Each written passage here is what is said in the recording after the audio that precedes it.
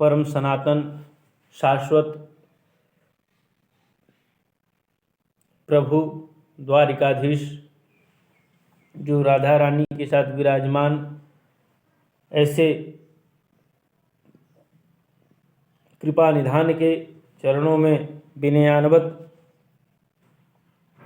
दंडवत करते हुए आज गरुड़ पुराण के इस अमृतमयी कथा में एक बार पुनः गरुड़ जी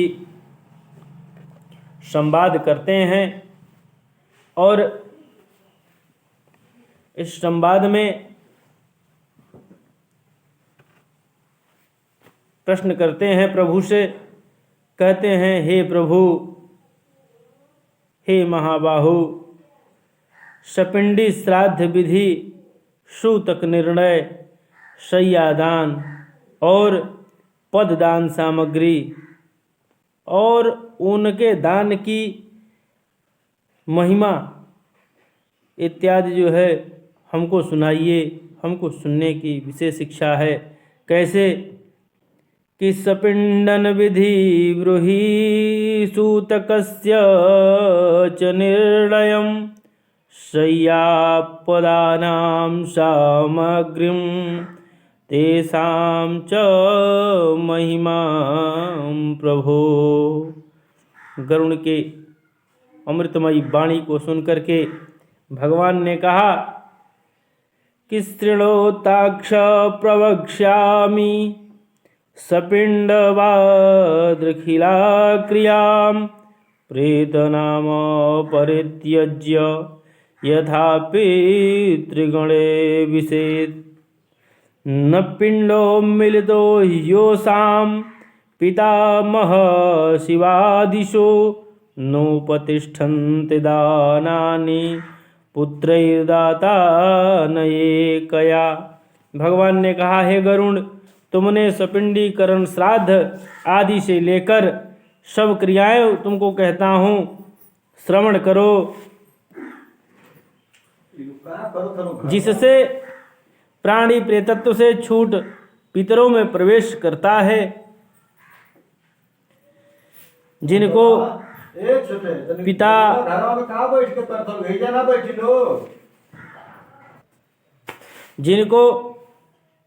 पिता पितामह प्रपितामह या वसु रुद्र आदित्य नाम से पिंडदान नहीं मिलता, उसको पुत्रादि के दिए हुए अनेक प्रकार के दान प्राप्त नहीं होते।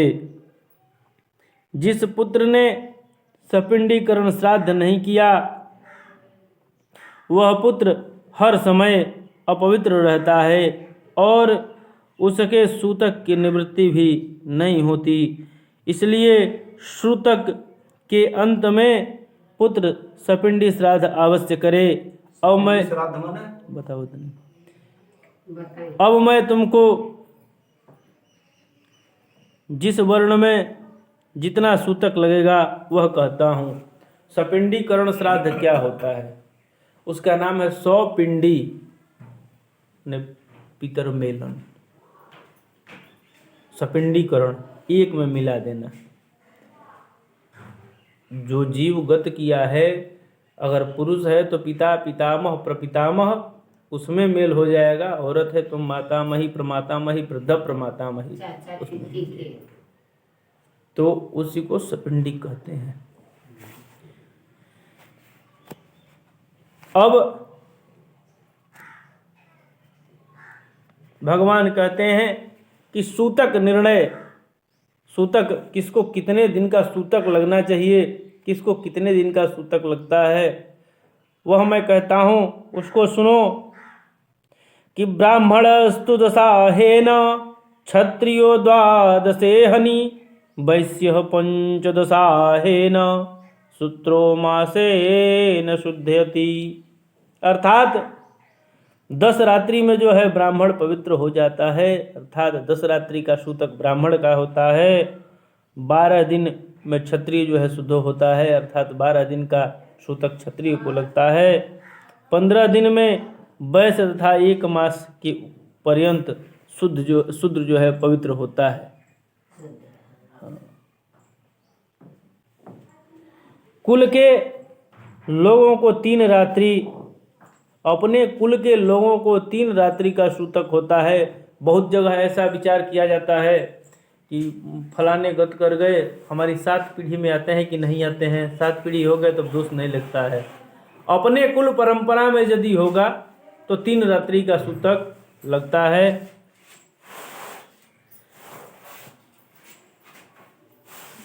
तथा गोत्रज, यदि अपने गोत्र का अगर कान में खबर चला गया कि अपने गोत्र का कोई गत कर गया तो स्नान मात्र का सूतक लगता है। 4 पीढ़ी में जो है 10 रात्रि का सूतक लगता है। 5वीं पीढ़ी में 6 रात्रि का सूतक लगता है। 6वीं पीढ़ी में 4 रात्रि का और 7वीं पीढ़ी में 3 दिन का सूतक होता है। 8वीं पीढ़ी में 1 दिन, 9वीं पीढ़ी में 2 प्रहर और 10वीं पीढ़ी में केवल स्नान मात्र का सूतक लगता है। देशांतर गया हो, वहाँ उसको मरणाशौच संबंधी समाचार मिलता है तो 10 दिन में जितने दिन बचे हों उतने समय में के लिए जो है उसको सूतक मिलता है। मान लीजिए अगर हम कहीं बाहर गए हैं, हमको जानकारी नहीं, हमारे घर में कोई गत कर गया और 6वें दिन यदि हमको जानकारी हो रही है तो हमको 6वें दिन से 10वें दिन तक सूतक केवल मान्य होगा, उससे पहले का सूतक हमारा नहीं होगा। किसी की मृत्यु की खबर 10 दिन के बाद साल भर के भीतर सुने तो 3 रात्रि में वह पवित्र हो जाता है। 1 साल बीत जाने पर समाचार मिले तो स्नान मात्र से शुद्ध हो जाता है।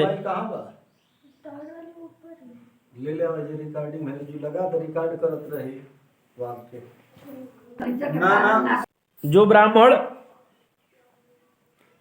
अज्ञातावस्था में अन्न आदि किसी के यहाँ से लेता है तो वह दोष का भागी नहीं होता, किंतु देने वाला जो है पाप का भागी होता है। अर्थात अगर हमारे यहाँ सूतक लग गया तो हमको किसी को दान नहीं देना चाहिए। इसलिए सूतक शुद्धि से पिता का सपिंडी श्राद्ध करें, उससे वे पितृगणों के साथ पितृलोक को चले जाते हैं। 12वें दिन त्रैपक्ष में 6 महीने में या 1 वर्ष पूर्ण होने पर सपिंडी श्राद्ध करें। यह बात तत्ववेत्ता मुनियों ने कही है। अर्थात 12वें दिन या फिर तीसरे पक्ष में या फिर 6 महीने में या 1 वर्ष पूर्ण होने पर सपिंडी श्राद्ध अवश्य करना चाहिए। तो वही घड़ी हो जाला 12वें दिन करा दिया जला एक। हे गरुण, शास्त्र के अनुकूल कहता हूँ कि 12वें दिन चारों वर्णों के लोग सपिंडी श्राद्ध करें, क्योंकि कलयुग में धर्म का ह्रास है।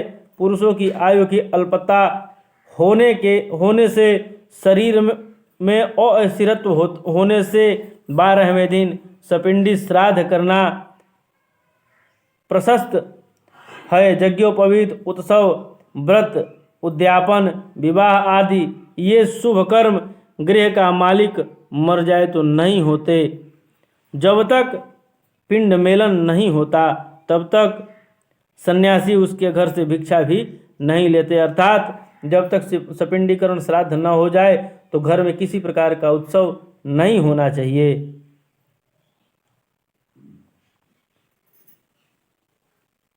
कर्मलोप से प्रत्यवाय लगता है, इसलिए साग्निक यानी रागनिक 12वें दिन सपिंडी श्राद्ध करें। समस्त तीर्थों में जो फल स्नान आदि द्वारा मिलता है, यज्ञादिकों के करने से जो फल प्राप्त होता है, वह सब 12वें दिन सपिंडी श्राद्ध करने से मिलता है।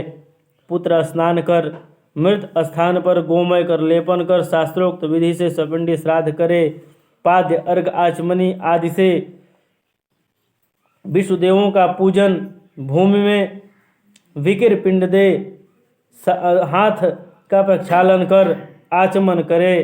पिता पितामह प्रपितामह इन तीनों को वसु रुद्र अर्क इस अनुक्रम में 3 पिंड दे। चौथा पिंड चतुर्थ पिंड सूतक को दे, चौथा पिंड मृतक को दे। तदंतर चंदन तुलसी पत्र धूप दीप नैवेद्य पान सुपारी वस्त्र दक्षिणा आदि से पूजन करे। सुवर्ण शलाका कुशा से कर प्रेत पिंड को का 3 हिस्सा कर उन भागों को पितामह आदि 3 पिंडों में मिला दे। अर्थात 3 पिंड का पिता पितामह प्रपितामह या माता मई प्रमातामह वृद्ध प्रमातामह 3 पिंड उनका हो गया, और एक विकिर पिंड अलग रहता है जो थोड़ा सा लंबा होता है, गोल नहीं होता है।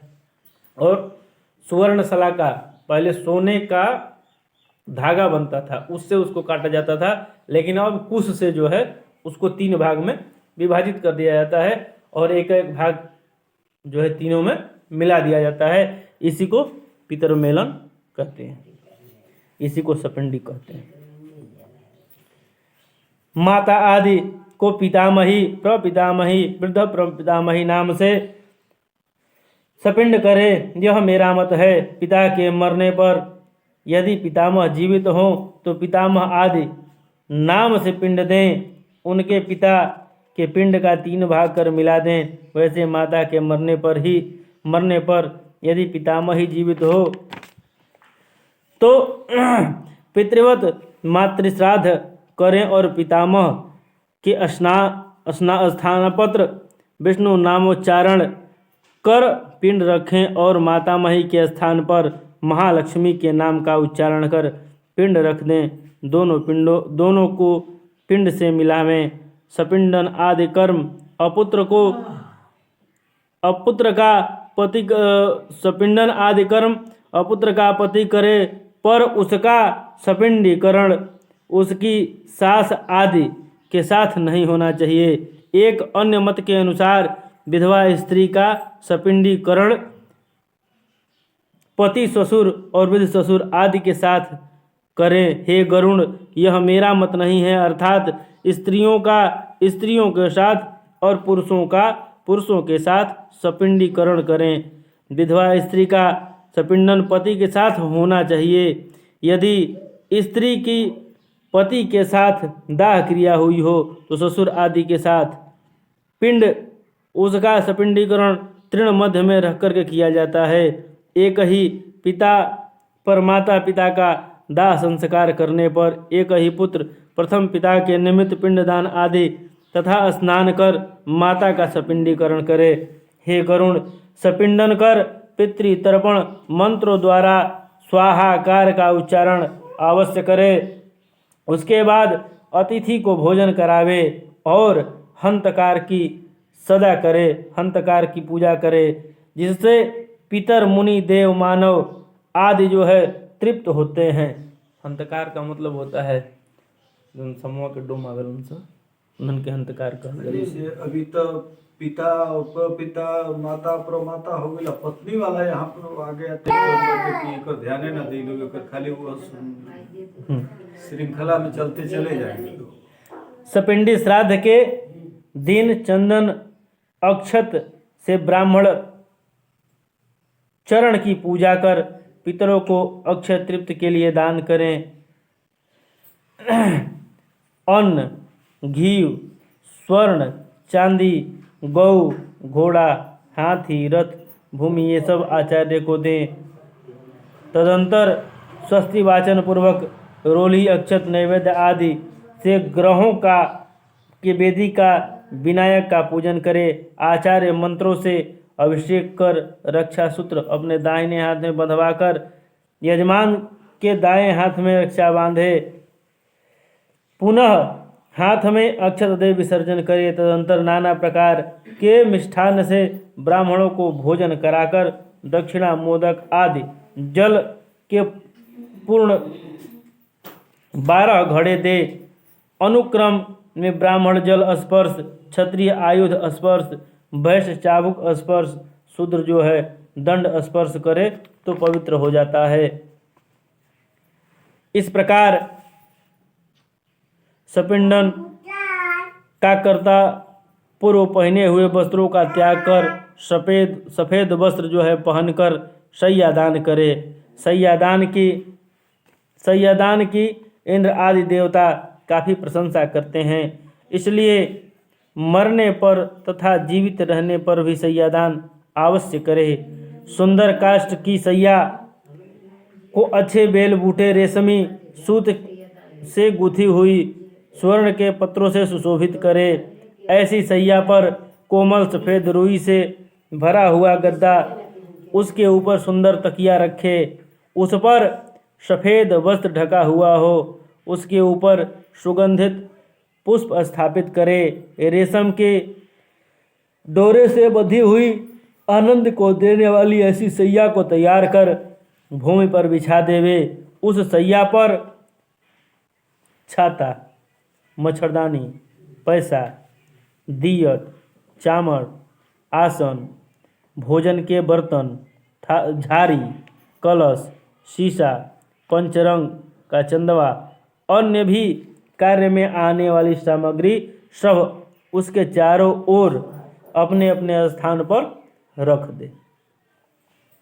अब शैया के ऊपर आभूषण, आयुध, वस्त्र सहित विष्णु लक्ष्मी की सुवर्ण की मूर्ति स्थापित करे।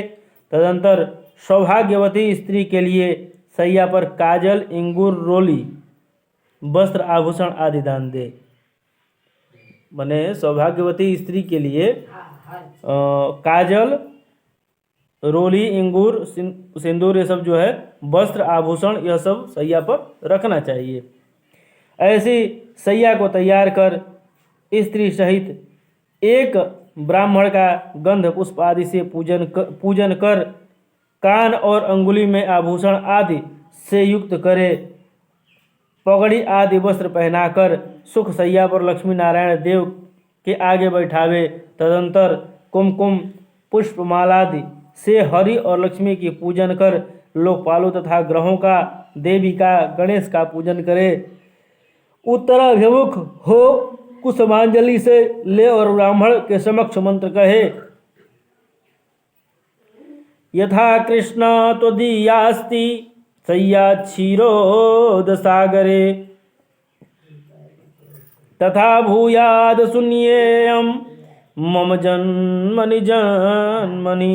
हे कृष्ण, जैसे तुम्हारी शैया क्षीर समुद्र में सब काल है, वैसे यह मेरी शैया जन्म जन्म में सूनी न रहे। भगवान से ऐसा आग्रह करना चाहिए। ऐसा कहकर ब्राह्मण पर तथा विष्णु प्रतिमा पर पुष्पांजलि प्रक्षेप कर सहित सामग्री सहित जो है शैयादान का संकल्प करे और व्रतोपदेशक ब्राह्मणवेत्ता गुरु को दान देकर अभिमान रहित हो ऐसा कहे। हे ब्राह्मण,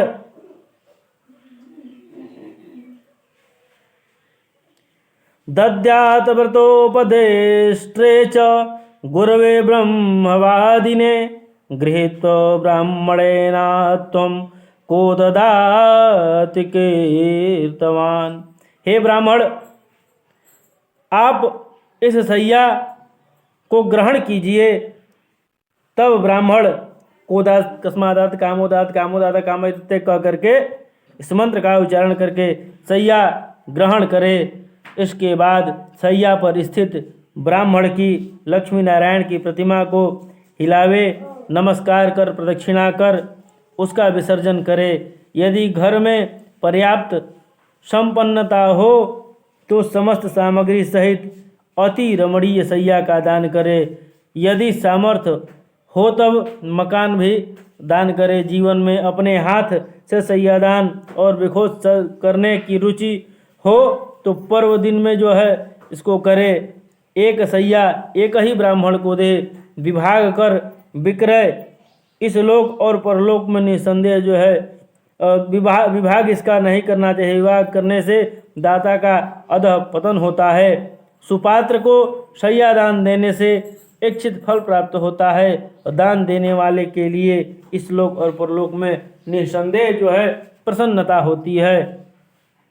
शय्यादान के प्रभाव से निसंदेह स्वर्ग आदि लोक मिलता है। अप्सरा समुदाय से सेवित सुंदर विमान पर बैठ वह प्रलय पर्यंत दुख रहित हो स्वर्ग लोक में वास करता है।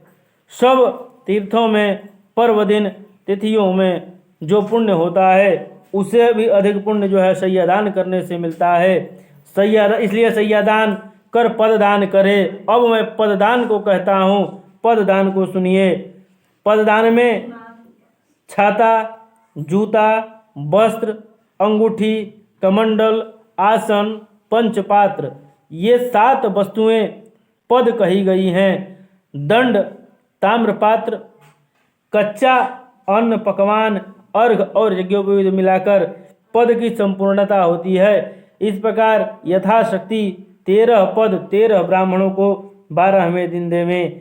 इस पद दान से धार्मिक जन सदगति को प्राप्त होते हैं और यम मार्ग में जाने वाले प्राणियों के लिए पददान सुख को देने वाले होते हैं। यमराज में प्राणियों को यम मार्ग में जो है प्राणियों को धूप लगने से बड़ा कष्ट होता है। यदि छाता दान करे तो उसके सिर पर छाया होती है। यमलोक मार्ग में बहुत कांटे हैं। उपानह यानी जूता चप्पल दान करने से घोड़े पर सवार होकर जाते हैं। हे गरुण, यम मार्ग में शीत उष्ण वायु से बहुत घोर दुख होता है, इसलिए वस्त्र का दान देने से वे सुख से रास्ता तय करते हैं। यम मार्ग में काले पीले बड़े भयानक यमदूत हैं, तो अंगूठी अर्थात सोना दान देने से उसका कष्ट नहीं होता। यम मार्ग में वायु और पीने का जल नहीं होता, इसलिए कमंडल का दान करने से उस व्यक्ति को जो है पानी बराबर मिलता रहता है। प्यासा प्राणी जल पीता हुआ जाता है। मरे हुए के निमित्त जो तांबे का जल पात्र दान देता है उसको 1000 प्रपादान का फल होता है। आसन और सुंदर प्रकार के भोजन ब्राह्मण को जो दान देता है वह यम मार्ग में आनंद से धीरे धीरे दिया हुआ पाथेय को भक्षण करता हुआ जाता है। इस प्रकार सपिंडन दिन में सविधि दान देकर बहुत से ब्राह्मणों तथा चांडाल आदिकों को भी भोजन करावें। सपिंडी श्राद्ध कर सांवत्सरिक से पहले प्रतिमास में जल और जल की परिपूर्ण 1 घट का दान करें। प्रेत के लिए बार बार पिंडदान किया जाए, उससे प्रेत को अक्षय तृप्ति होती है। अतः मैं विशेष तिथि पर मरने वाले जीव के मासिक, वार्षिक, पाक्षिक श्राद्ध के विषय में कुछ विशेष कहूँगा। जो पूर्णिमा को मरे हैं उसका चतुर्थी को उन्मासिक श्राद्ध करें। जो चतुर्थी को मरे उसका उन्मासिक श्राद्ध 9वीं तिथि को करें।